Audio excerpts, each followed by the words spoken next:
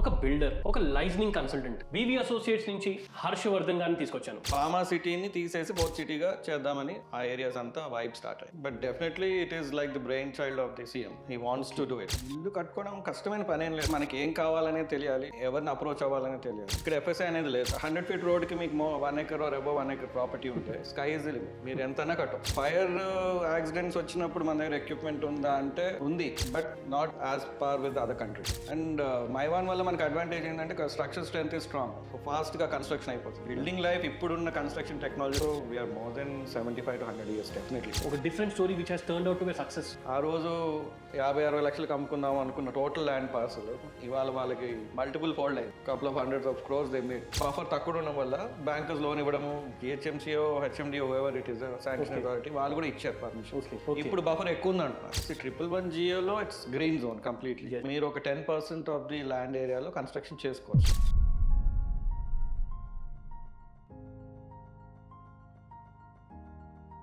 Episode 7, 7వ episode.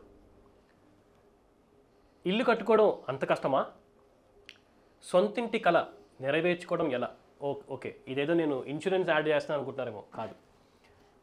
ఇక్కడ ఈరోజు మన ముందు ఒక ఆర్కిటెక్ట్, ఒక బిల్డర్, ఒక లైజనింగ్ కన్సల్టెంట్, ఒక ల్యాండ్ ఓనర్, ఇవన్నీ కలిపిన ఒక all mix fruit juice person చేస్తే ఎలా ఉంటుంది?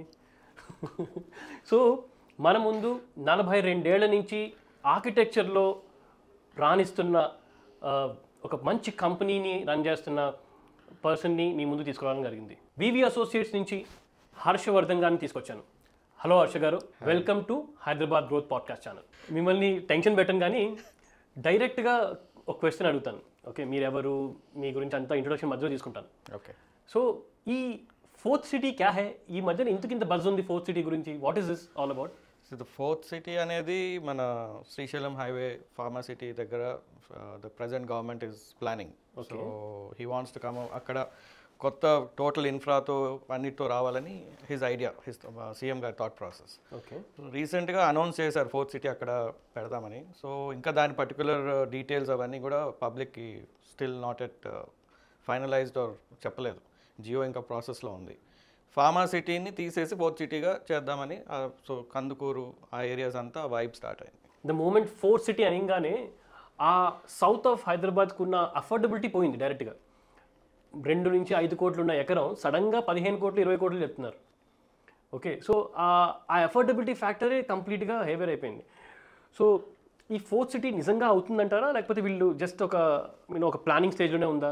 ప్రస్తుతానికైతే ప్లానింగ్ స్టేజ్లోనే ఉంది. But definitely it is like the brain child of the CM. He wants to do it because he wants. City మిగతా ప్లేసెస్ అన్నిట్లలో క్రౌడెడ్ అయిపోయింది. లైక్ వెస్ట్ చూసారు, ఇట్స్ టోటలీ ఫుల్ అయిపోయింది. Okay. North side already residential zone చాలా ఉంది. East little bit, not really అంత impact లేదు ఈస్ట్లో. So south is what peoples అందరు చూడని ప్లేస్. ఇది ఎవరు ఎక్స్ప్లోర్ చేయలేదు ప్రాపర్గా, ఓన్లీ లేఅవుట్స్ అలా వచ్చినాయి. సో నౌ ఈ ఫోర్త్ సిటీ రాగానే maybe things will change and people will shift there. Okay. Announce చేయగానే చాలామంది అటు చూడడం మొదలుపెట్టారు. మీరు అన్నట్టు ప్రైజెస్ హ్యావ్ బీన్ ఇంక్రీజ్డ్ అవుతుంది. So if you say Shamshabad exit నుంచి శ్రీశైలం ఎగ్జిట్ వరకు ఆ వైబ్ స్టార్ట్ అయిపోయింది. Okay. So lot of residential commercial activities will come. CM is planning to get the metro also there. Okay. And airport is very close. That is one of the main reason for fourth city coming up there. Okay. So these are all. అంటే సడన్గా మీరు observe చేస్తుంటే fourth city అని చెప్పగానే తుక్కుగూడలో మంచి traction వచ్చింది. మూమెంట్గా అక్కడ villa community start అయిపోయినాయి. ఇప్పుడు స్లోగా కొంచెం చిన్న అపార్ట్మెంట్స్ కాంప్లెక్స్ కూడా స్టార్ట్ అయినాయి. కొంగరకల్లా నాకు దగ్గర ఫాక్స్కాన్ వచ్చింది. సో ఫాక్స్కాన్ నుంచి కొంచెం మళ్ళీ కొంచెం ట్రాక్షన్ మొదలైంది. సో అక్కడ వరకే కదా ఫ్యాబ్ సిటీ, ఎలక్ట్రానిక్ ఈ సిటీ అని ఉంది. సో అంతకన్నా ముందుకి కంపెనీస్ వస్తాయంటారా? అటు సైడ్ ఫోర్త్ సిటీ అంటే ఇక్కడ నుంచి జనాలు ఫోర్త్ సిటీ ఉండడం మొదలు పెడతారంటారా, లేకపోతే కొత్త జనాలు రావడం మొదలు పెడతారంటారా? అంత దూరం ఇప్పుడు చెప్పిన వెంటనే అనౌన్స్ అయిన వెంటనే అవ్వాలని లేదు. ఇప్పుడు మీరు హైటెక్ City when it was announced అక్కడ ఏమీ లేదు. Okay. Today you see it total different picture హైటెక్ City what at ever it is. Gachibowli కానీ, మాదాపూర్ కానీ, కొండాపూర్ కానీ, and the financial district now. Similarly this will also definitely ఒక 10 years to 15 years టైం పడుతుంది. But growth అనేది అక్కడ now it will start off. Okay. Because land is also abundant there.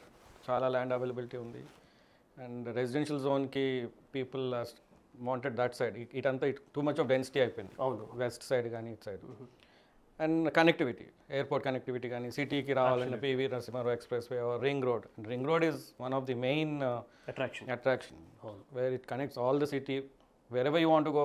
Very easy. ఇప్పుడు మీరు ఒక ఆర్కిటెక్ట్, ఓకే, మీ దగ్గరికి ఒక చిన్న ప్లాట్ ఓనర్ సొసైటీలో చిన్న ప్లాట్ కొనుక్కుని ఇల్లు కట్టుకుందామని వస్తారు. సో వాళ్ళు వాళ్ళ రిక్వైర్మెంట్ని ఎలా స్టడీ చేస్తారు జనరల్గా? అండ్ ఇల్లు కట్టుకోవడం అంత నిజంగానే కష్టమైన పని అండి ఇది? ఇల్లు కట్టుకోవడం కష్టమైన పని ఏం లేదు. మనకి బేసిక్గా మనకి ఏం కావాలనే తెలియాలి, ఎవరిని అప్రోచ్ అవ్వాలనే తెలియాలి. చాలామందికి వాళ్ళ అవేర్నెస్ ఉంది, ఆర్కిటెక్ట్స్ దగ్గరకో సివిల్ ఇంజనీర్స్ దగ్గరకు వెళ్ళి అడుగుతున్నారు, వాళ్ళ రిక్వైర్మెంట్ చెప్తున్నారు. తెలియని వాళ్ళు దే నీడ్ టు కనుక్కోవాలి. సో ఇప్పుడు మీకు ఒక 300 స్క్వేర్ యార్డ్స్ ప్రాపర్టీ ఉంది, మీరు ఒక ఆర్కిటెక్ట్ దగ్గరికి వెళ్ళారు, మీకు ఏం కావాలనేది మీరు చెప్పాలి. ఎంత పెద్ద హౌస్ కావాలి, మీకు బెడ్రూమ్స్ ఎన్ని కావాలి, ఎన్ని ఫ్లోర్స్ కడదాం అనుకుంటున్నారు, మీ బడ్జెట్ ఎంత, దాన్ని బట్టి మేము దాని సెట్ బ్యాక్స్ ఏంటి, మీకు ఎంత ఏరియా వస్తుంది, అవన్నీ మేము చెప్తాం. దాన్ని బట్టి you can take a decision. అంటే ఇంతకుముందు ఒక 30 ఏళ్ళ కిందట 25 ఏళ్ళ కిందట సొసైటీ, శ్రీనగర్ కాలనీ లాంటి సొసైటీలోనో, కళ్యాణ్ నగర్ లాంటి సొసైటీలోనో ప్లాట్లు కొనుక్కుని కింద ఇల్లు వేసుకుని పైన రెంటల్ ఇన్కమ్ పెట్టుకునేవాళ్ళు. ఇప్పుడు అది మెల్లమెల్లగా తక్కువ అవడం మొదలుపెట్టింది, చిన్న చిన్న స్టాండర్డ్ అపార్ట్మెంట్స్ వచ్చేస్తున్నాయి. సో మీకు జనరల్గా మీ ప్లాట్ ఓనర్స్ వచ్చిన వాళ్ళకి ఎలా సజెషన్స్ ఇస్తారు?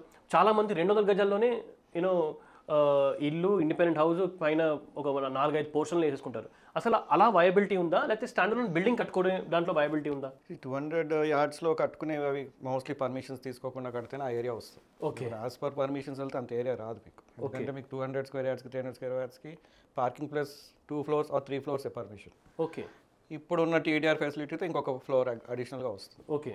సో ఇంతకు ముందంటే 20-30 years బ్యాక్ మీరు అన్నట్టు అప్పుడు పర్మిషన్స్ వయలేషన్ చేయడం, వాళ్ళు ఇష్టం వచ్చినట్టు కట్టుకోవడం అయ్యేది. అవును. ఇప్పుడు I would definitely suggest take permissions and make. కింద మీరు అన్నట్టు పైన ఫ్లోర్స్ కట్టుకుని మీకు పర్మిషన్స్ ఉంటేనే వాళ్ళు ఎవరికైనా లీజ్కి రావడానికి కానీ రెంటల్కి కానీ అన్ని.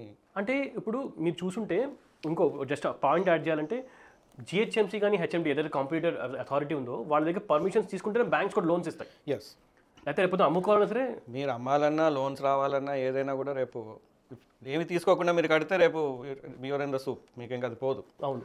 సో లోన్స్ కానీ రేపు అవసరం ఉండి అమ్ముకోవాలన్నా కూడా మీకు పర్మిషన్స్ ఉంటేనే it's easy marketable property. So since we're talking about construction, ఎంతవరకు కట్టచ్చు ఏంటి అనేది, ఈ ఎఫ్ఎస్ఐ అంటే ఏంటి? ఈ అన్లిమిటెడ్ ఎఫ్ఎస్ఐ అంటున్నాము. గత 5-6 ఏళ్లగా ఇది చాలా బాగా మనుగడలోకి వచ్చింది ఈ వర్డ్ ఎఫ్ఎస్ఐ. అంటే ఐ మీన్ అన్లిమిటెడ్ ఎఫ్ఎస్ఐ ఎప్పటి నుంచో ఉంది. అన్లిమిటెడ్ ఎఫ్ఎస్ఐ కొంచెం దీని గురించి డీటెయిల్డ్గా చెప్పండి. ఎఫ్ఎస్ఐ అనగానే ఫ్లోర్ స్పేస్ ఇండెక్స్ ఇది. ఓకే. వేరే సిటీస్లో కంపేర్ చేస్తే మీకున్న ల్యాండ్కి 1.5 to 2.25 to 2.5 times కట్టే పర్మిషన్ ఉంటుంది. ఓకే. అది ఇంతకుముందు హైదరాబాద్లో ఉండేది, బిఫోర్ జియో 86. ఓకే. జియో 86 ఎప్పుడైతే వచ్చిందో అప్పుడు ఎఫ్ఎస్ఐ సిస్టమ్ తీసేసి what they have done is set backs, road and the property ఏరియాకి ఎంత బిల్డప్ కట్టొచ్చో అనేది మన గవర్నమెంట్ కొత్త నార్మ్స్ తీసుకొచ్చు. ఓకే. ఇక్కడ ఎఫ్ఎస్ఐ అనేది లేదు. అవును. సో మీకేంటంటే 100 feet రోడ్కి మీకు 1 acre or above 1 acre property ఉంటే స్కై ఈజ్ ది లిమిట్, మీరు ఎంతన్నా కట్టొచ్చు. ఆకాశాన్ని టచ్ చేసి రావచ్చు. సో చిన్న ప్రాపర్టీస్కి రోడ్ని బట్టి మీకు నెంబర్ ఆఫ్ ఫ్లోర్స్ అలా వస్తుంది. సో ఈ ఎఫ్ఎస్ఐ అనేది అన్లిమిటెడ్ ఇవ్వడం ఒక మంచి చెడు రెండు ఉన్నాయి దీనికి.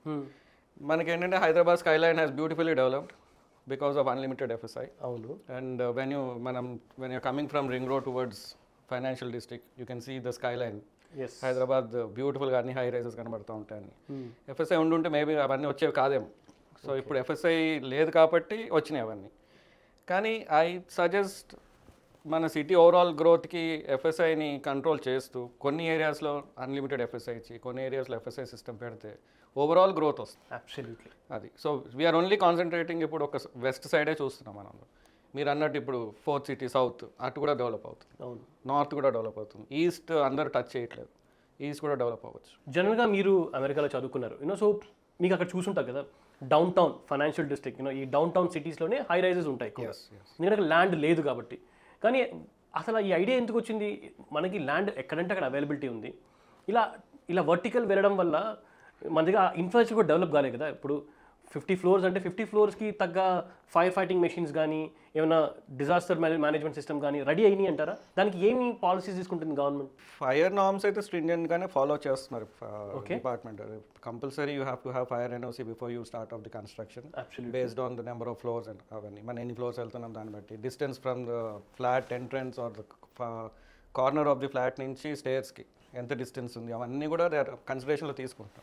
ఓకే, ఈ ఫైర్ నార్మ్స్ అయితే స్ట్రింజెంట్ గానే ఫాలో అవుతున్నాం. ఓకే, ఫైర్ యాక్సిడెంట్స్ వచ్చినప్పుడు మన దగ్గర ఎక్విప్మెంట్ ఉందా అంటే ఉంది, but not as par with other country. But దాని మీద ఎందుకు పని చేయట్లేదు? మీరు అబ్జర్వ్ చేస్తుంటే లాస్ట్ 1 వీక్లో ఒక 4-5 ఫైర్ యాక్సిడెంట్స్ చూసాం. ఎస్, అప్పుడప్పుడు అనిపిస్తుంది వింటర్లో అన్ని యాక్సిడెంట్స్ అవుతాయని చెప్పి.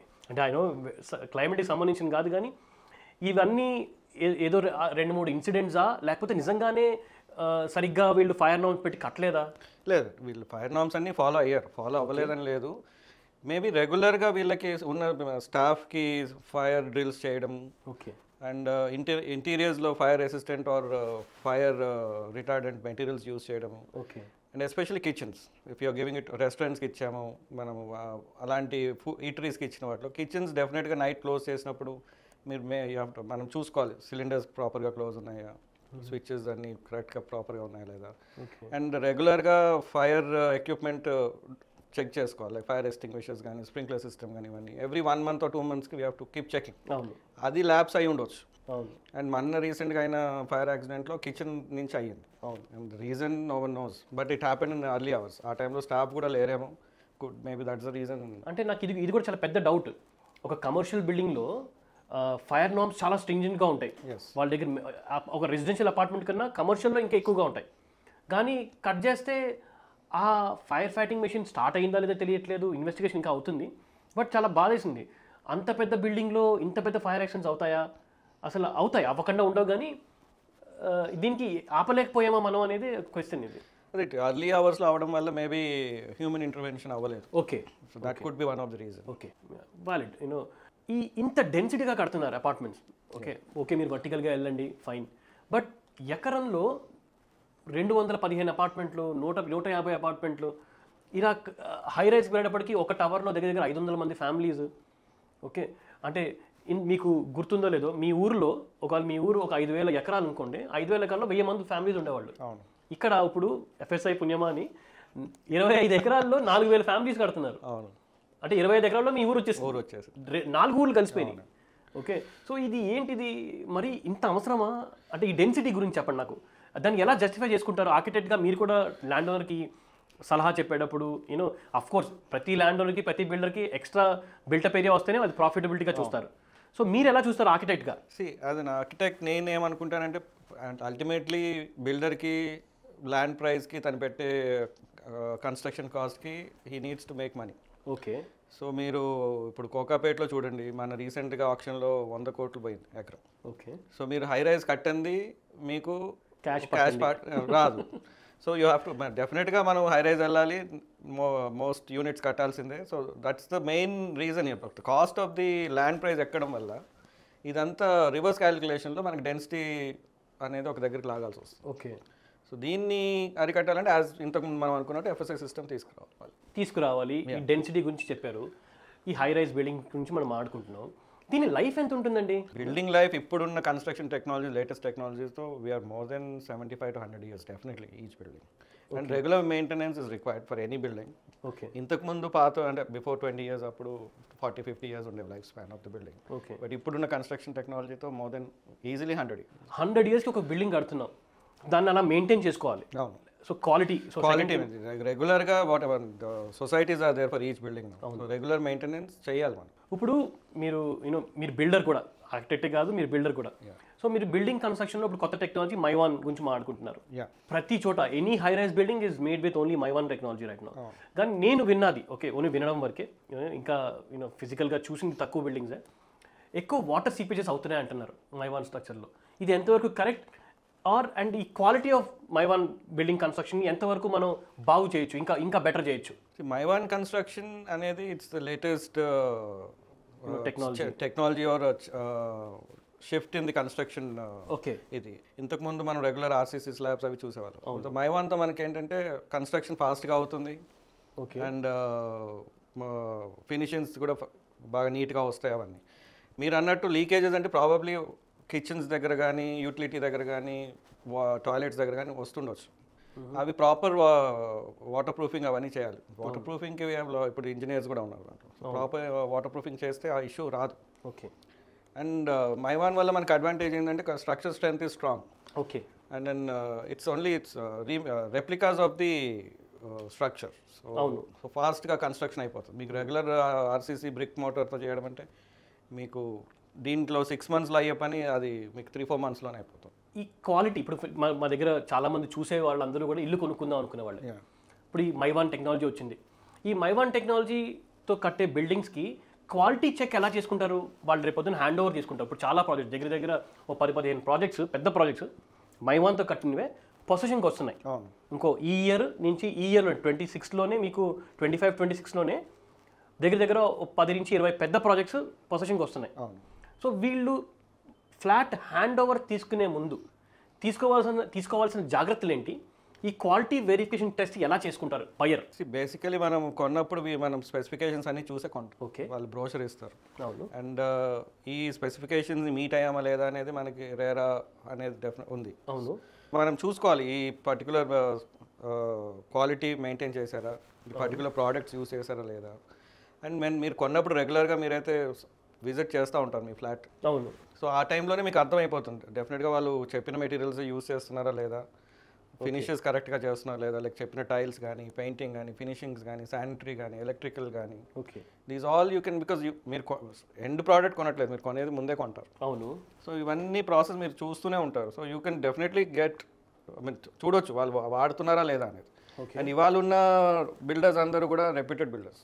They don't take chance to use lesser quality material or inferior quality material. Okay. So because reputation is more important for them. So whatever they have given in your specification brochure, అది follow అవుతారు definitely. అంటే రేరా ప్రకారంగా కూడా వాళ్ళు answerable కాబట్టి so definitely అన్ని వాళ్ళు follow అవుతారు. ఓకే. ఇప్పుడు రేరా ప్రకారంగా ఎన్ని ఇయర్స్ ఇస్తారండి warranty as per RERA? Structural guarantee కానీ, ఈ ఫిక్చర్స్ గ్యారంటీ వారంటీ కానీ? The builder is responsible for the 2 years from the date of hand over. After that the society takes over. So ఈ fixtures మీద 5 years 5 years fixtures అనేటివి 5 years. Okay. Maintenance is 2 years. Fixtures and everything is 5 years. చూసే వాళ్ళందరికీ కూడా చాలా important point. మీరు ఇల్లు hand over తీసుకునేటప్పటికి మీరు తెలుసుకోవాల్సింది ఏంటంటే మీ స్ట్రక్చరల్ డిఫెక్ట్స్ ఏమైనా ఉంటే బిల్డరే 2 years వరకు చూస్తాడు. చూడాల్సింది బాధ్యత వాళ్ళది. ఒకవేళ వాటర్ సీపేజ్ ఉన్నా సరే వాళ్ళే వచ్చి చేసిపోతారు. ఫిక్చర్స్ లైక్ ట్యాప్స్ కానీ ఫిక్సింగ్స్ కానీ, ఏమైనా శానిటరీ ఫిక్సింగ్ కానీ ఏమైనా సరే పాడవుతే డిఫెక్టివ్ పీస్ ఏమైనా ఉంటే మటుకు వాళ్ళే రీప్లేస్ చేస్తారు. వాళ్ళే 5 years వరకు రీప్లేస్ చేస్తారు. సో ఇది చాలా ఇంపార్టెంట్ పాయింట్. ఇదంతా కూడా రేరాలో ఉంది. As per RERA norms they have to do it. వాళ్ళు చేయాల్సిందే. అబ్సల్యూట్లీ. ఇప్పుడు ఇది మీరు ఒక ఆర్కిటెక్ట్గా ఎవరైనా మిమ్మల్ని వచ్చి సజెషన్ అడుగుతారు, నేను ఎలాంటి ఇల్లు కొనుక్కోవాలి, ఫ్లాట్ కొనుక్కోవాలా, ఇండిపెండెంట్ హౌస్లో ఉండాలా, అయితే స్టాండ్ లోన్ బిల్డింగ్లో ఉండాలా అనేది. సో క్వశ్చన్ వుడ్ బి, ఏది చూస్ చేసుకోవాలి? స్టాండ్ లోన్ బిల్డింగా, గేటెడ్ కమ్యూనిటీనా మీ ఉద్దేశ ప్రకారం? అది పర్సనల్ చాయిస్. అది మనం చెప్పలేం. ఇప్పుడు ఇవాళ రేపు కొంతమంది కమ్యూనిటీసే ప్రిఫర్ చేస్తున్నారు. అంటే ప్రిఫర్ చేయడానికి రీజన్ ఏంటంటే పిల్లలు. ఓకే. వాళ్ళకి ఫ్రెండ్స్ ఉంటారు. వీళ్ళు ఇద్దరు వర్కింగ్ పేరెంట్స్ అయితే వాళ్ళు బయటకు వెళ్ళిన తర్వాత పిల్లలకి ఎవరో ఒకళ్ళు ఆ కంపెనీ ఉంటారు. అలా అంటే కమ్యూనిటీస్ ఇప్పుడు ఈ మధ్యన every one is wanting to be in. అవును. ఇండిపెండెంట్ హౌస్ అంటే మనం అన్నీ టేక్ కేర్ చేయాలి. సెక్యూరిటీ దగ్గర నుంచి ప్రతిదీ మనమే చూసుకోవాలి. సో బిజినెస్ వాళ్ళకి అది సూట్ అవుతుంది. జాబ్ ఓరియంటెడ్ వాళ్ళకైతే కమ్యూనిటీసే బెటర్ అని I personally feel. It's a personal choice. Architect can't force you on that. At least మీరు ఎవరికైనా ఒక సజెషన్ చెప్పాలన్నా సరే ఏం చెప్తారు? వాళ్ళ రిక్వైర్మెంటే మనము స్టడీ చేసి వాళ్ళకి సజెస్ట్ చేయగలుగుతాం. ఒక్కొక్కరు ఒక్కొక్క టైప్లో ఉంటాం. మనము వీ కాంట్ టెల్ దెమ్ ఇది బెటర్ అని I can't say anything particularly to anyone. ఇందాక నుంచి మీ ఇంట్రొడక్షన్ తీసుకోలేదు నేను. ఎందుకు అంటే కొంచెం మధ్యలో తీసుకుందాము, చాలా మాట్లాడిందని చెప్పి. హైదరాబాద్లో అసలు మాల్ కల్చర్ని డిజైన్ చేసింది మీ ఫాదర్. అవునండి. ఓకే. 90s నేను చదువుకుంది లిటిల్ ఫ్లవర్లో. సో నా స్కూల్ దగ్గరే ఎంపీఎం మాల్ అని ఒకటి ఉండేది. సో దాన్ని అప్పట్లో అంతా షాప్సే, హై స్ట్రీట్ షాప్సే ఉండేవి. That was the first mall. అవునండి. ఓకే. సో మేము కాలేజ్ ఆల్మోస్ట్ స్కూల్ నాది అయిపోయే టైంకి ఆ మాల్ కూడా అయిపోయింది. MPM mall, first mall of Hyderabad. So అందరూ వెళ్ళి చూసి వచ్చేవాళ్ళు ఏంటది అని చెప్పి. ఏసీ కూడా ఉండేది అక్కడ. సమ్మర్లో వెళ్ళి అక్కడ కూర్చునేవాళ్ళు. సో ఆ మాల్ డిజైన్ చేసింది మీరు. Yeah. ఓకే, సో మీ కంపెనీ గురించి మీ గురించి కొంచెం why did you get into architecture? మా కంపెనీ 1982లో ఫ్లోట్ చేశారు మా father. Okay. He is a structural engineer and before starting ఈ worked with Murthy and Maniam గారి దగ్గర ఓకే. From 76 to 81. ఓకే. 82లో ఈ started off this company VV associates. Since then we have been ఆ టైంలో very few architectural and structural కంపెనీసే ఉండేవి. We were one among them. Yes. And I've seen మా ఫాదర్ని చూడడం, డిజైన్ చేయడం ఇవన్నీ. సో నాకు ఇంట్రెస్ట్ అలాగే చిన్నప్పటి నుంచి ఉండింది. Then after intermediate I went to abroad and studied in Chicago, IIT Chicago. Okay. Finished my architecture and then construction management. Then I came back because father the company undindi. అవును. And we had a setup of 40 people working with us. So I came and started working in 2006. అక్కడి నుంచి ఇంకా we have our own clientele. అవును. Regular client. మీ దగ్గరికి వచ్చిన క్లయింట్స్కి ఏదైనా ఒక మంచి సజెషన్ ఇచ్చి ఉంటారు that would have change the entire scenario for them ఈరోజు. బికాజ్ మీరు ఎప్పటి నుంచో ఆర్కిటెక్చర్లో ఉన్నారు, ఎంతోమంది క్లయింట్స్కి బిల్డింగ్ డిజైన్ చేశారు. సో ఎవరికొకరికి చెప్పుంటారు ఇక్కడ కట్టద్దు అప్పుడే ఆగండి అని చెప్పి. అలాంటిది ఏమైనా స్టోరీ ఆర్ ఒక different story which has turned out to be success in terms of monetary? Srisailam highway పైన one of our family friend క్లయింట్కి ఒక ల్యాండ్ పార్సల్, వాళ్ళ ఫ్యామిలీ ల్యాండ్ పార్సల్. ఓకే. వాళ్ళ ఆ టైంలో దాన్ని డిస్పోజ్ చేద్దాము లేదంటే ప్లాటింగ్ చేసి తీసేద్దామన్న దాంట్లో ఐడియాలో ఉండినారు. సో అప్పుడు మమ్మల్ని అప్రోచ్ అయితే మా నాన్నగారు ఆగండి ఇప్పుడే కాదు కొంచెం టైం ఉంది అంటే, వాళ్ళు లేదు అమ్మేస్తామంటే వద్దని నాన్న బలవంతంగా వాళ్ళని అమ్మనివ్వలేదు. And in the long run తర్వాత తెలంగాణ యాజిటేషన్ దీనివల్ల స్లోగా డిలే అవ్వడం వల్ల వాళ్ళు అమ్మకుండా అలాగే ఉంచారు. అండ్ టుడే అది ఒక పెద్ద గేటెడ్ కమ్యూనిటీ, ప్లాటింగ్ కమ్యూనిటీ అయింది. దాంట్లో వీళ్ళు ఫ్రంట్ ఆఫ్ ది ప్రాపర్టీలో ఉన్నారు. బికాజ్ వీళ్ళు direct on the main road, abetting the main road Srisailam. ఆ రోజు 50-60 లక్షలకు అమ్ముకుందాము అనుకున్న టోటల్ ల్యాండ్ పార్సల్ ఇవాళ వాళ్ళకి మల్టిపుల్ ఫోల్డ్ అయింది. Almost couple of hundreds of crores they made today. So they are very, వాళ్ళు ఇవాళ చాలా హ్యాపీగా ఉన్నారు నాన్న ఆ రోజు ఇచ్చిన సజెషన్ వల్ల. అవును. కాకపోతే వెయిట్ చేశారు, కానీ వెయిట్ చేసినందుకు ప్రతిఫలం వచ్చింది వాళ్ళకి. అబ్సల్యూట్లీ. యాక్చువల్లీ ఏంటంటే చూసే వాళ్ళకి కూడా మీరు ఎప్పుడైనా ఇల్లు కట్టుకుంటున్నా సరే, కొందామన్నా సరే, ఒక ఏజెంట్ను బిల్డర్ను కాదు, ఒక ఆర్కిటెక్ట్ని కూడా కనుక్కోవాలి. ఎస్. ఎందుకంటే ఒక ఆర్కిటెక్ట్కి తెలుస్తుంది బాగా. సో అక్కడ జోనింగ్ కానీ R1, R2, R3, R4 Jones కానీ ఇవన్నీ ఉన్నాయి. సో ఈ ఓన్లీ మీకే తెలుస్తుంది అక్కడ ఎంతవరకు కట్టచ్చు, కట్టకూడదు, లిమిట్స్ అన్నీ కూడా. సో జనరల్గా సో ఈ జోనింగ్లోకి వచ్చేటప్పటికి కొంచెం జోనింగ్, హైదరాబాద్లో ఉన్న జోనింగ్ గురించి చెప్పగలుగుతారా? ఎక్కడ కొనుక్కునే వాళ్ళకి ఈజీగా ఉంటుంది ఇల్లు కట్టుకోవడానికి? హైదరాబాద్ మాస్టర్ ప్లాన్ అనేది ఒకటి ఉందండి. ఓకే. దాంట్లో మీరు ఎక్కడ ఏ పార్ట్ ఏ జోన్ ఉంది, రెసిడెన్షియల్ ఎంత ఉంది, కమర్షియల్ ఏది ఉంది, పెరి అర్బన్ ఏముంది, ఇండస్ట్రియల్ ఏది ఉంది, కన్జర్వేషన్ ఏది ఉంది, ఇవన్నీ మీకు స్పెసిఫై అయి ఉన్నాయి. మీరు ఒక పర్టికులర్ విలేజ్లో, ఒక మండలంలో, ఒక విలేజ్లో ఒక ల్యాండ్ కొందాం అనుకుంటున్నారు. సో మీరు హెచ్ఎండిఏకి వెళ్ళి ఆ సర్వే నెంబరు, ఆ విలేజ్ డీటెయిల్స్ ఇస్తే అది ఏ జోన్లో ఉందో మీకు తెలుసు. సో అది రెసిడెన్షియల్లో ఉంటే తీసుకోవడానికి మీకు అభ్యంతరం లేదు. అదే కన్జర్వేషన్లో ఉండి మీరు రెసిడెన్షియల్ అనుకుని తీసుకుంటే అది దాన్ని కన్వర్షన్ చేసుకోవాలి. సో ముందే మీకు ఈ అవేర్నెస్ ఉండి మీరు చూసి తీసుకుంటే బెటర్. అబ్సల్యూట్లీ. సో ల్యాండ్ కొనుక్కునే వాళ్ళు దయచేసి ఎవరైతే మీకు ల్యాండ్ అమ్ముతున్నారో వాళ్ళని ఆ విలేజ్ పేరు, సర్వే నెంబరు, మండల్ ఇన్ఫర్మేషన్ ఇస్తే ప్రాపర్గా అది ఏ జోన్లో పడుతుందో మీకు తెలుస్తుంది. రైట్. ఆ జోన్ పడడమే కాదు, అందులోంచి ఫ్యూచర్ రోడ్స్ ఏమైనా వెళ్తున్నాయా అవన్నీ కూడా మీకు ఐడియా వస్తుంది. ఎగ్జాక్ట్లీ. సో ఇప్పుడు రోడ్స్ ఇవన్నీ అనుకుంటున్నాం కదా. సో జనరల్గా ఈ జోనింగ్లోనే చేంజ్ ఆఫ్ ల్యాండ్ యూజ్ అంటారు. ఓకే. ఈ agriculture land, peri urban zone ఇవన్నీ ఉన్నాయి. సో ఈ అగ్రికల్చర్ ల్యాండ్ని ఇప్పుడు అపార్ట్మెంట్ కట్టాలి అనుకుంటున్నాను నేను, నా దగ్గర 1 ఎకరం ల్యాండ్ ఉంది, అది ఒకప్పుడు అది అగ్రికల్చర్ ల్యాండ్, ఇప్పుడు నేను బిల్డింగ్ కట్టాలనుకుంటున్నాను, అది అగ్రికల్చర్ ల్యాండ్ యూజ్లో ఉంది. దాన్ని నాన్ అగ్రికల్చర్ చేయాలి అంటే దాని ట్యాక్సేషన్ ఎంత, దాని ఫీ ఎంత, దాని ప్రాసెస్ ఏంటి చెప్పగలుగుతారా? మీరు ఫస్ట్ అంటే అగ్రికల్చర్ అంటే కన్జర్వేషన్ జోన్ అంటారు. ఓకే. దాన్ని మీరు రెసిడెన్షియల్ జోన్ కన్వర్ట్ చేయాలంటే మీరు అప్లికేషన్ పెట్టాలి హెచ్ఎండిఏలో. ఓకే. ఇట్లా నా పర్టికులర్ ల్యాండ్ ఇక్కడ ఉంది, దీన్ని నేను రెసిడెన్షియల్లో కన్వర్ట్ చేద్దాం అనుకున్నాను, ప్రాసెస్ ఉంటుంది. అప్లికేషన్ పెట్టిన తర్వాత వాళ్ళు దాన్ని ఇన్స్పెక్ట్ చేస్తారు. ఓకే. ఇన్స్పెక్ట్ చేసి ఇది ఫీజిబులా కాదా వాళ్ళు రివ్యూ చేసుకుని ఫీజిబుల్ అయితే రికమెండ్ చేస్తారు హైయర్ అథారిటీకి. ఓకే. అది ఫస్ట్ ఏపీఓ నుంచి తర్వాత డైరెక్టర్ దగ్గరికి వెళ్తుంది, డైరెక్టర్ దగ్గర నుంచి కమిషనర్ దగ్గరికి వెళ్తుంది, హెచ్ఎండిఏ కమిషనర్. అండ్ ప్రాసెస్ అంతా క్లియర్గా ఉంది, చేయొచ్చు అనుకుంటే commissioner will put it to the government. Okay the concern minister has to approve it. Okay so ఈ చేంజ్ ఆఫ్ ల్యాండ్ యూస్కి MIUD minister is ministry of urban development has to definitely say okay to it. Okay so అక్కడికి వెళ్ళి process అయిన తర్వాత paper notification వస్తుంది. Okay మీకు ఎవరు ఒక దాని మీద అబ్జెక్షన్స్ రేస్ చేయకూడదు. పేపర్ నోటిఫికేషన్ వచ్చిన తర్వాత 15 days వాళ్ళు ఆగుతారు. ఓకే ఎవరైనా అబ్జెక్ట్ చేస్తే దాన్ని అది క్యాన్సిల్ అవుతుంది. అబ్జెక్షన్స్ లేకపోతే అప్పుడు మీకు ఫీజు లెటర్ వస్తుంది. ఇదంతా ఒక ఎకరం ల్యాండ్కే ఎకరం అవ్వనియండి, 100 ఎకరాలు అవ్వనియండి, ప్రాసెస్ అయితే అదే. ప్రాసెస్ అయితే అదే. మరి టీజీ పాస్ అని చెప్పి కొత్తగా తీశారు కదా, సో తొందరగా పర్మిషన్స్ రావడానికి ఇది దాంట్లో అవదా అండి? ఇది చేంజ్ ఆఫ్ ల్యాండ్ యూజ్ అందులో. అది ఓన్లీ ఫర్ బిల్డింగ్ పర్మిషన్స్కి వాటికి. చేంజ్ ఆఫ్ ల్యాండ్ యూజ్ అనేది ఇట్స్ సపరేట్ ప్రాసెస్. జనరల్గా బిల్డర్స్ ల్యాండ్ కొనేసుకుని మీకు పర్మిషన్ దగ్గరికి వస్తారు.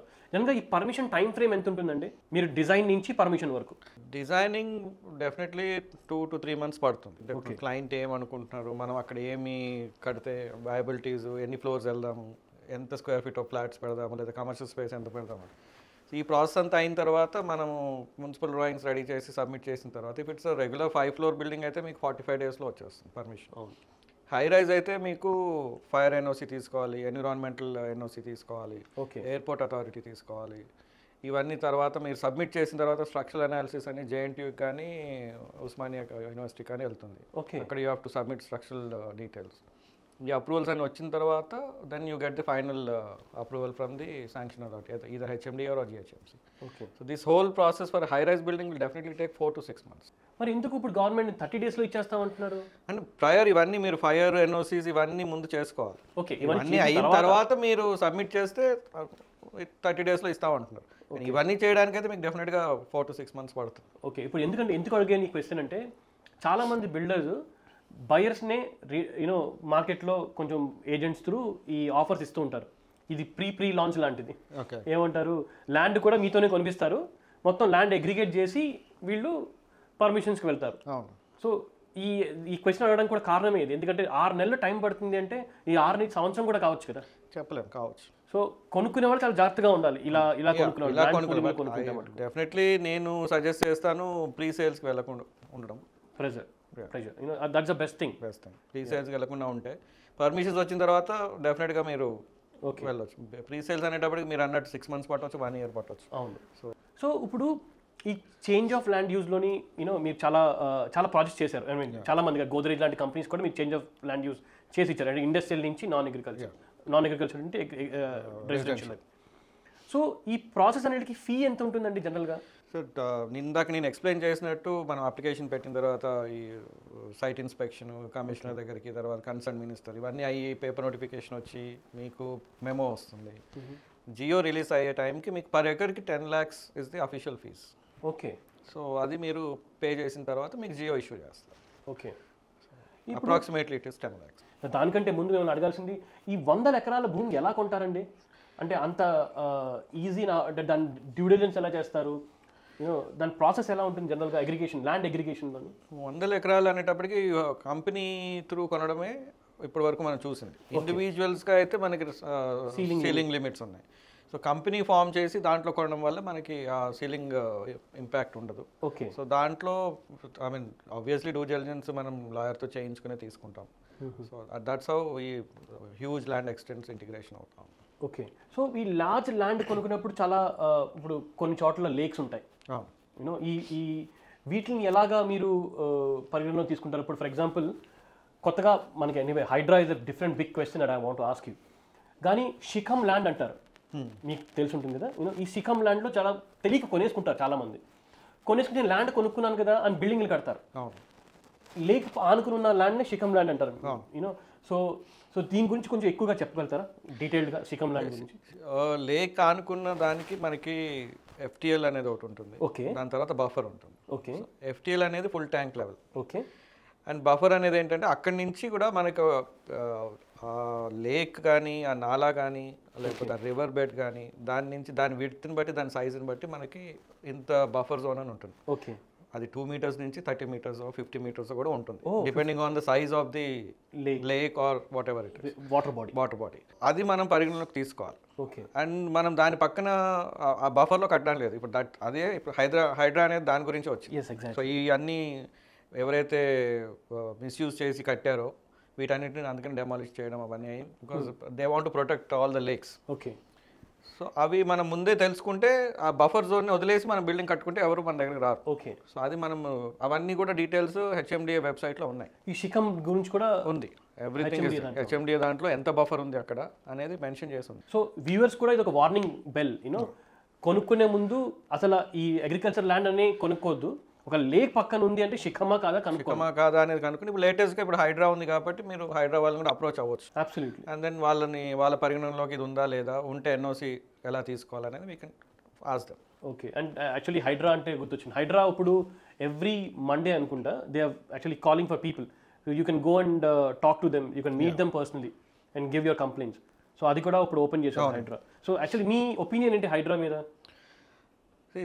హైడ్రా అనేది ఇట్స్ వచ్చింది మంచికే, కానీ వచ్చిన ఇంపాక్ట్ వాళ్ళు రావడమే డెమాలిష్ చేయడం అనేది నెగిటివ్ ఇంపాక్ట్ వచ్చింది అందరి మీద. ఓకే. బట్ వాళ్ళ ఉద్దేశం అనేది ఏంటంటే protecting the lakes, reverse, nallahs, parks ఇవన్నీ. అండ్ చాలామంది దీని మీద అన్ఆథరైజ్డ్ ఆక్యుపై చేసి బిల్డింగ్స్ కట్టడం ఇవన్నీ చేశారు కాబట్టి అవన్నీ డెమాలిష్ చేసి దాన్ని ప్రొటెక్ట్ చేయడమే వాళ్ళ పని. So that is what they are trying to do. And దాన్ని డీటెయిల్ రైటప్ ఇంకా అవుతుంది. అండ్ ప్రస్తుతానికి they are doing their job. It will take more time to get more details about how they will act and do further. ఇప్పుడు మనం రీసెంట్గా అమీన్పూర్లో జరిగిన demolition చూసాం. Okay. దాని గురించి మీ ఉద్దేశం ఏంటి? అసలు వాళ్ళకి లోన్స్ కూడా వచ్చాయంట కొంతమందికి, కొన్ని అపార్ట్మెంట్స్, కొన్ని విల్లాస్కి. అది ఎలా జరిగి ఎలా సాధ్యమైంది? అసలు వాళ్ళకి లోన్ ఎలా ఇచ్చారు? ఆ బ్యాంకర్ కానీ వాళ్ళు ఏమేమి ప్రాసెస్ చేశారు? అంటే అప్పుడు ఆ పర్టికులర్ ఏరియాలో బఫర్ అనేది కొంచెం తక్కువ చూపించారు, డిఫరెన్స్ ఉంది. ఇప్పుడు బఫర్ ఎక్కువ ఉంది అంటున్నారు. ఓకే. సో ఆ డిఫరెన్స్ అనేది దానివల్ల బ్యాంకర్స్ అవన్నీ బఫర్ తక్కువ ఉండడం వల్ల బ్యాంకర్స్ లోన్ ఇవ్వడము, జిహెచ్ఎంసీఓ, హెచ్ఎండిఓ, whoever it is sanction authority వాళ్ళు కూడా ఇచ్చారు పర్మిషన్. ఓకే. కానీ ఇప్పుడు ఏంటంటే బఫర్ అంత కాదు, ఎక్కువ ఉందని చెప్పి there is a confusion. Okay. ఆ రీజన్ వల్ల అయింది తప్ప దేర్ ఇస్ నో అదర్. ఇప్పుడు మరి ఎన్ కన్వెన్షన్ డెమాలిషన్కి ఏంటి కారణం అంటారు? వాళ్ళు కంప్లీట్లీ బఫర్లో కట్టారనేదే శిఖం భూమి అనే అప్పుడే వచ్చింది. సో అది కంప్లీట్లీ బఫర్లో ఉందనేదే రీజన్ అది డెమాలిష్ చేయడానికి. యాక్చువల్లీ శిఖం భూమి అంటే కేవలం అక్కడ అగ్రికల్చర్ మటుకు అగ్రికల్చర్ చేసుకోవాలి. And it's like buffer zone. మనం దాన్ని గ్రీన్ జోన్ కింద వదిలేయాలి. పట్టదారు భూమి, పట్టదారు భూమి గ్రీన్ జోన్ కింద వదిలేయాలి, కానీ దాంట్లో కన్స్ట్రక్షన్ చేయడానికి లేదు. ఓకే. మీరు కూడా ఎవరిని ఎంకరేజ్ చేయరు అసలు? మేము అసలు ఎంకరేజ్ చేయము. అండ్ వీ విల్ డెఫినెట్లీ క్లయింట్కి చెప్తాం ఇవన్నీ మీరు ఫాలో అవ్వాలని. Okay. And most of our client will definitely listen to us. You know ఈ 111 జీవో ఉంది, జీవో 111 హిమాయత్ సాగర్, ఉస్మాన్ సాగర్ ఏరియాస్లో. యూనో సో దాని గురించి మీరు ఏం చెప్తారు? అప్పుడు అక్కడ చాలా పెద్ద పెద్ద ఫామ్ హౌసెస్ కట్టారు. ఓకే. అవి కూడా కొంతమంది అక్కడ కూడా హైడ్రా వచ్చి డెమాలిషన్ చేసింది కొంచెం పార్ట్. ఓకే.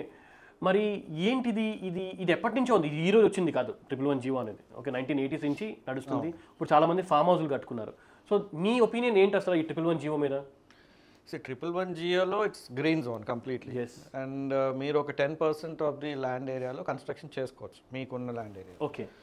ఇప్పుడు అందరూ అక్కడ హ్యూజ్ ఎక్స్టెన్స్ ఆఫ్ ల్యాండ్స్ కొనుక్కొని ఫామ్ హౌసెస్ కట్టడం ఇవన్నీ చేస్తూ ఉన్నారు. సో చాలామంది బిజినెస్ పీపుల్ వాళ్ళంతా కడుతున్నారు అక్కడ. వీళ్ళెవరికి కూడా పర్మిషన్స్ లేవు.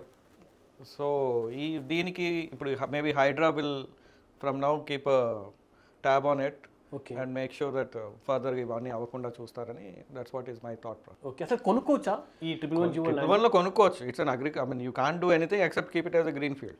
You can do agriculture in that and make construct 10% of the total plot area as a farm house are guest house or whatever you want. ఈ ఫార్మ్ ప్లాట్ లేఅవుట్స్ అనేది వచ్చింది. షాద్ నగర్ దగ్గర మనం చాలా యాడ్స్ వింటూ ఉంటాం. Okay. ఈ స్వర్గసీమ చాలా మంది చేస్తున్నారు ఈ శాండల్వుడ్ లేఅవుట్స్ అని చెప్పి. ఇది ఎంతవరకు ఇన్వెస్ట్ చేయొచ్చండి? ఇది అసలు కరెక్ట్ అయిన ఇన్వెస్ట్మెంట్ ఈ ఫార్మ్ ప్లాట్ లేఅవుట్స్ మీద? ఫార్మ్ ప్లాట్ లేఅవుట్స్ అంటే ఈ వాళ్ళు లోకల్ అథారిటీ పర్మిషన్స్ తీసుకున్నా లేదా అనేది మీరు చూసుకోవాలి. లైక్ డిటిసిపి లేఅవుటా కాదా అవన్నీ చూసుకుని తీసుకోవచ్చు. కానీ మోస్ట్ ఆఫ్ దెమ్ అట్లా తీసుకోకుండానే చేస్తున్నారు. ఫ్యూచర్లో మళ్ళీ మీకు దానివల్ల ఇబ్బంది రావచ్చు. So best thing is you check whether they have got the permission or not. DTCP local body permission ఉందా లేదా చూసుకోండి. బట్ మెజారిటీ అన్ని కూడా గ్రామ పంచాయతీ లేఅవుట్ తీసుకుని కడతారు కదండి ఈ ఫార్మ్ ప్లాట్ లేఅవుట్. గ్రామ పంచాయతీ తీసుకుంటారు, కానీ ఇన్ ఫ్యూచర్ రేపు డెవలప్ అయిన తర్వాత పర్మిషన్స్కి వాటికి ఇబ్బంది అవుతుంది. ఓకే. సో మీరు ఫామ్ ప్లాట్స్ అంటే ఇంకా ఫామ్ ప్లాట్ కిందనే యూస్ చేయాలి, కానీ దాంట్లో కన్స్ట్రక్షన్కి వెళ్ళడానికి ఇబ్బంది అవుతుంది. అండ్ లోన్ కూడా రాదు పైప్. లోన్ రాదు. సో ఇది డెఫినెట్గా చూస్తున్న వాళ్ళకి ఒక మంచి హెడ్స్ అప్ ఏంటి అంటే డెఫినెట్లీ డిటిసిపి అంటే director of town planning authority ఇస్తేనే, కంట్రీ ప్లానింగ్ ఇస్తేనే మీరు కొనుక్కోండి. అప్పుడు మీకు లోన్స్ వస్తాయి, మీరు కన్స్ట్రక్షన్ కూడా చేసుకోవచ్చు. ఓకే. ఇది ఫామ్ ప్లాట్ అంటే it's definitely form plot. Okay. You can't do construction. Okay. ఇవన్నీ వీళ్ళు ఏంటంటే ఈ చిన్న size 600 square yards 5 guntas 6 guntas అంటారు. ఇలా కూడా అమ్ముతారు చాలా మంది. ఒక అగ్రికల్చర్ ల్యాండే తీసుకుని దాని ఫామ్ ప్లాట్స్ అని చెప్పకుండా 5-10 గుంటాస్ అని అమ్ముతుంటారు. అది అలా కొనుక్కోవచ్చా అండి అసలు? అలా కొనుక్కున్నా మీకు ఇదే సేమ్ ప్రాబ్లం. కన్స్ట్రక్షన్కి కానీ లోన్కి కానీ పనికిరాదు.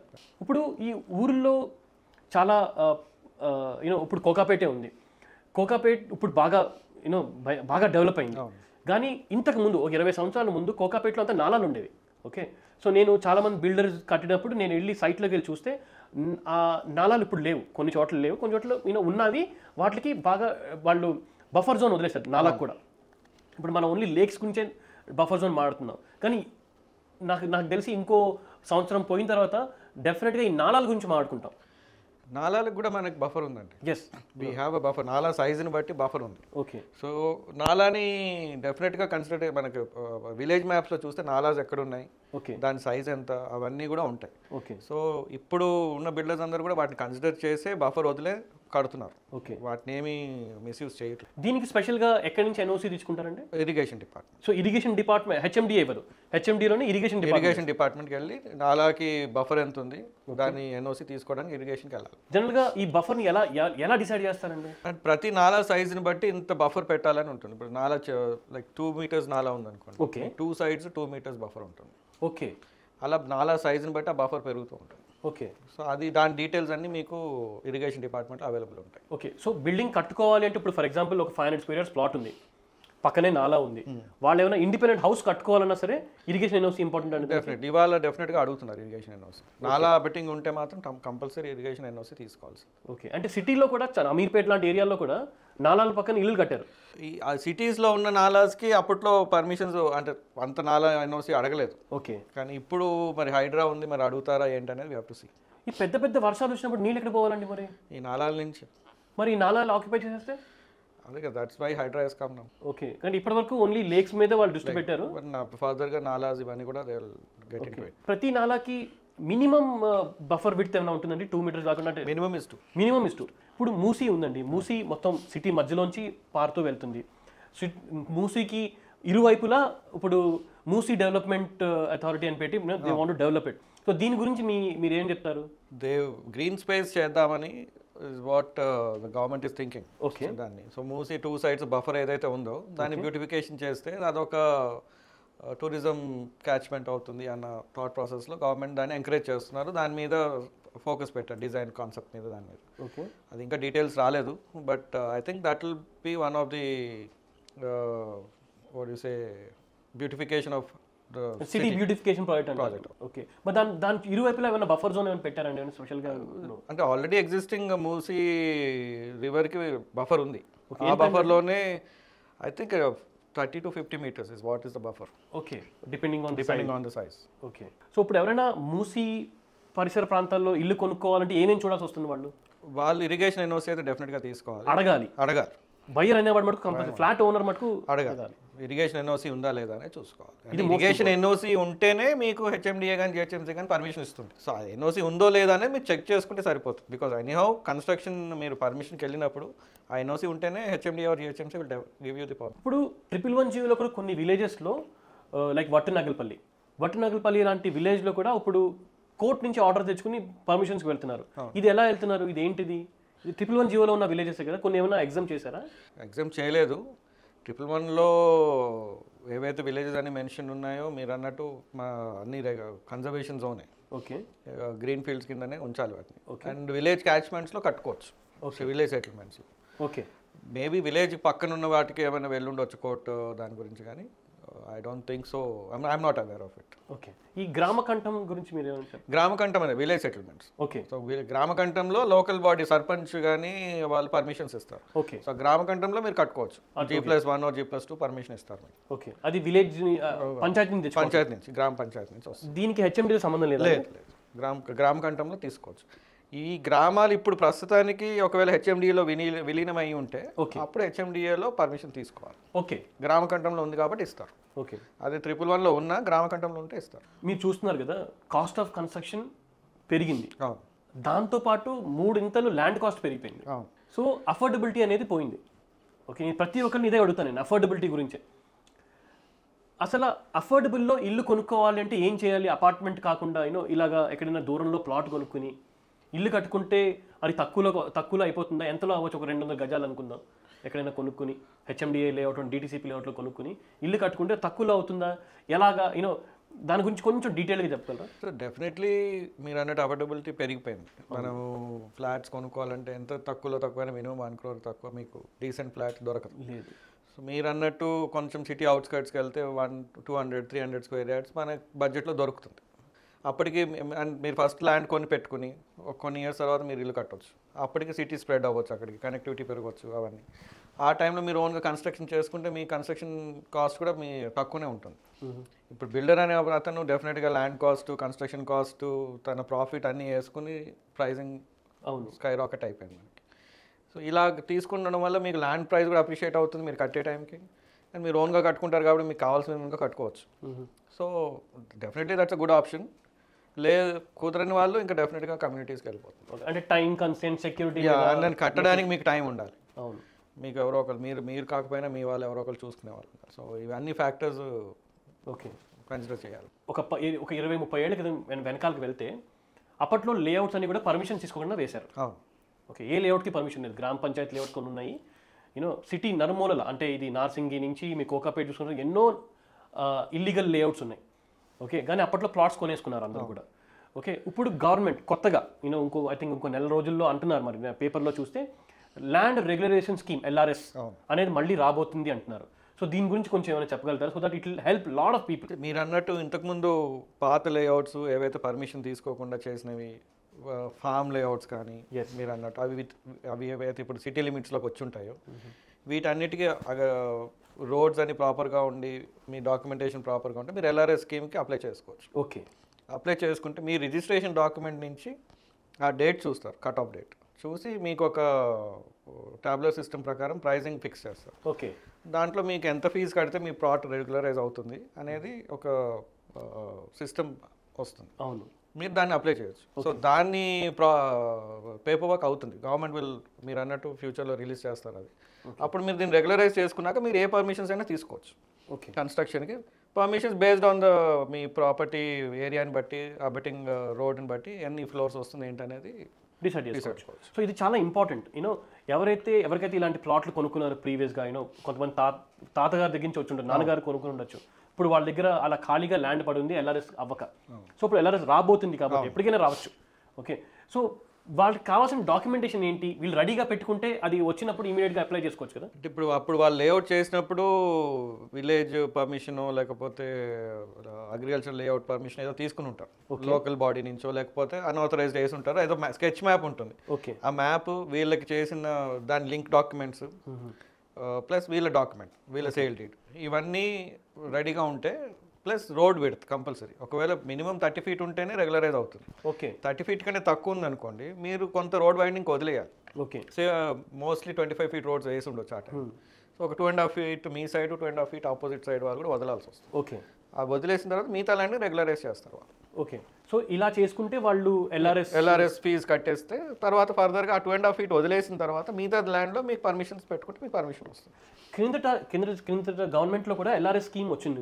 సిమిలర్గానే వర్కౌట్ చేయాలి. ఓకే, అది స్కీమ్ అయ్యి వాళ్ళకందరికీ వచ్చినాయండి? వచ్చినాయి, అందరికీ వచ్చేసింది? లేదు, కొంతమందికి పెండింగ్ పెట్టారు. LRS అప్లికేషన్స్ తీసుకున్నారు లాస్ట్ టైం. ఓకే, ప్రీవియస్ గవర్నమెంట్లో ఫీజెస్ కట్టించుకున్నారు, nominal fee, not the complete fee, application fee తీసుకున్నారు, ప్రాసెస్ చేయలేదు due to some court restriction. Court cases వల్ల ఆగిపోయింది.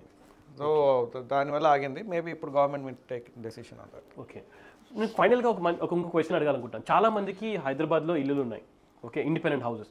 వాళ్ళు ఇంకో ఎక్స్ట్రా ఫ్లోర్ వేసుకుందాం అనుకుంటుంటారు. లీగల్గా వేసుకోవాలి అంటే TDR బాండ్స్ అని అమ్ముతారు, ట్రాన్స్ఫరబుల్ డెవలప్మెంట్ రైట్స్.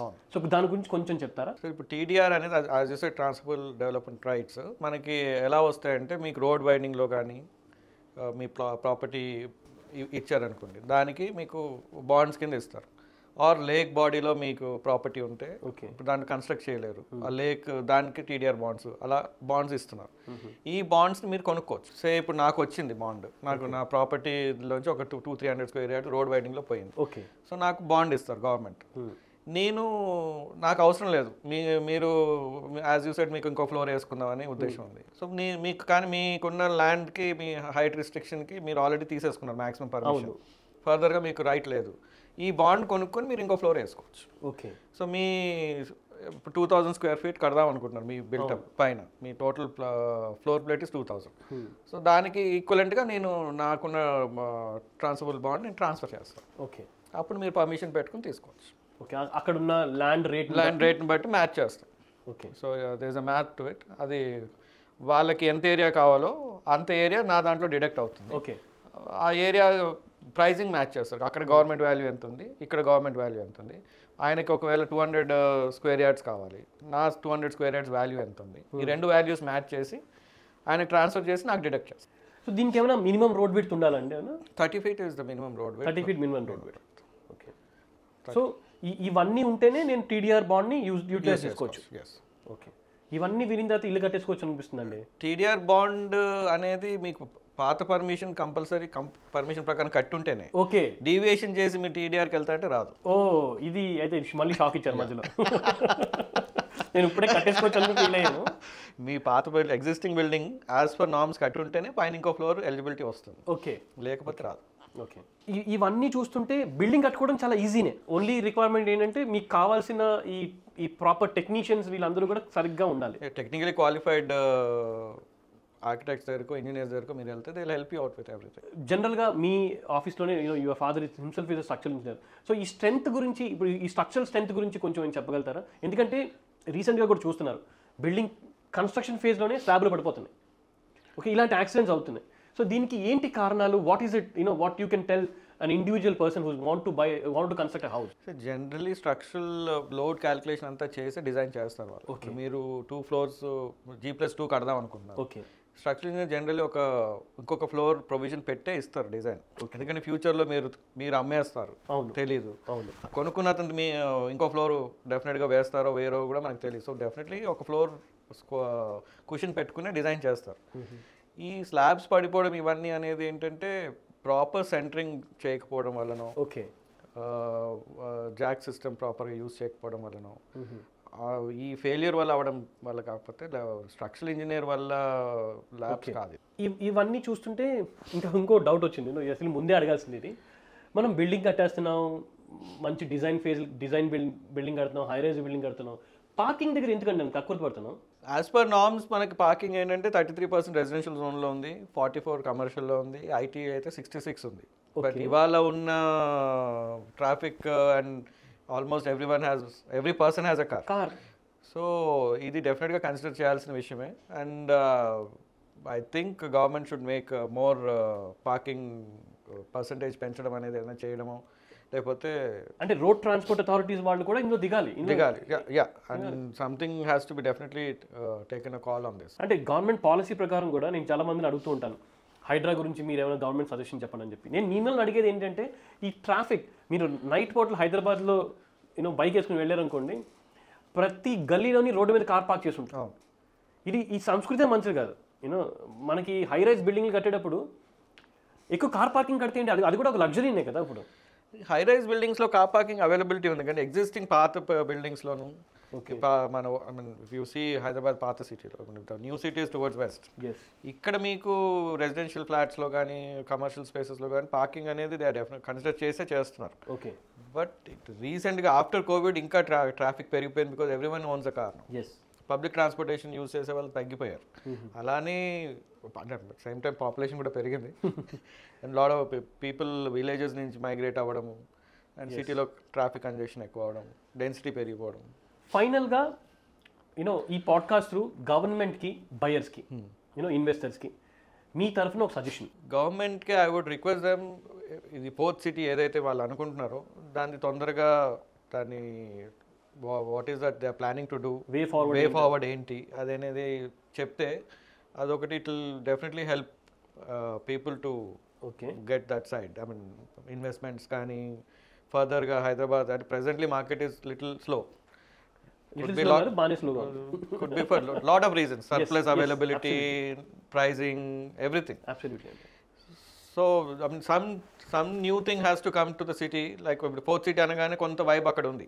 సో దాన్ని మీరు మూవ్ ఫార్వర్డ్ ఏంటి అనేది తెలిస్తే people will start having proper investments and all. Sentiments కూడా స్ట్రాంగ్ అవుతుంది. Yeah, and then lot of investors might come also. Yes, మన స్టేట్కి రియల్ ఎస్టేట్ బాగున్నప్పుడే every business runs around. Absolutely. So ప్రస్తుతానికి మీరు అన్నట్టు real estate is not really doing well. So I would definitely ask the government to make it fast to policies చేంజెస్లో కొంచెం policy changes and permissions మీరు అన్నట్టు ఫాస్ట్గా ఇవ్వడం.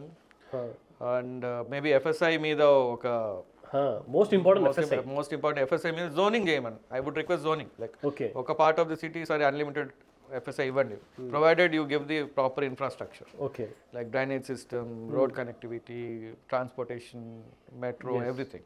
Meeta zones lo you restrict the FSI. yes, So the city is spread all around. Absolutely. So that is what the government, I would request the government to do that. ఒక బయ్యర్కి ఒక ఇల్లు కొనుక్కుందాం అనుకునే ఆశపడే వాడికి మీరేం చెప్తారు? ఒక మంచి suggestion. Buyer ki I would say first, wherever you're buying, check the documentation, check if you're buying a property in a community, check the builder. Most of them are reputed builders. Absolutely. Don't go for local builders, go for a reputed builder, and that's the way forward. If you're buying yourself, then check the proper documents of the land, and then take a legal opinion, and then ask some technically qualified person how much area you can build there. Absolutely, this is very important. And then what are the local authorities which give permission, like HMDA, GHMCR, DTCPR, whatever it is. Local norms kanukoni, have little awareness of it, and then buy. Okay. So that will make your life easy. Absolutely. And for an investor, you know, who already has a house and he just wants to invest, because they are the key people for Hyderabad growth. Yeah. So what is your suggestion for them? Investors definitely look whether whatever investment you're making in the property conservation zone లో ఉందా, మీ ఏ zone లో ఉందనే చూసుకోండి. మీరు Okay. కొనే ముందు zoning చూసుకోండి. It is definitely residential zone వేరే జోన్ ఉందంటే మీ ప్రైసింగ్ అనేది ఇంక్రీజ్ అవుతుంది. కన్జర్వేషన్లో ఉండేటప్పటికి మళ్ళీ you have to go to the process of change of land use and all thing. Absolutely. It's not easy process. So when you're investing make sure what zone you're buying and whether this particular zone futuristic market ఉందా లేదా, ఇక్కడ growth ఉందా లేదా, government ఏమైనా కొత్త any policies తీసుకొస్తున్నా, are some any companies are coming there, SEZs ఏమైనా వస్తున్నాయా, ఇలాంటివి చూసుకుని ఇన్వెస్ట్ చేస్తే for your investment you will make profitable venture. Absolutely. Thank you so much Harsha గారు. ఎంత కాన్ఫిడెంట్గా ఉందంటే ఈ పాడ్కాస్ట్ తర్వాత నా సొంతంగా ఇల్లు కట్టేసుకొచ్చాను, అంత కాన్ఫిడెన్స్ వచ్చింది. డెఫినెట్లీ ఐ మీన్ మీరు టెక్నికల్గా క్వాలిఫైడ్ వాళ్ళని కలిస్తే ఎవరైనా ఈజీగా ఇల్లు కట్టవచ్చు. ఇల్లు కట్టడం పెద్ద ప్రాబ్లం ఏం లేదు, ఇట్స్ అన్ ఈజీ జాబ్. ఇల్లు కట్టడం కూడా ఈజీనే, ఈ ఛానల్కి సబ్స్క్రైబ్ చేసుకోవడం కూడా చాలా ఈజీనే. సో మీరు కూడా వ్యూవర్స్కి ఇల్లు కట్టడం ఎంత ఈజీగా చెప్పారో సబ్స్క్రైబ్ చేసుకోవడం కూడా చెప్పండి. Sure, definitely. Thank you very much. Most welcome.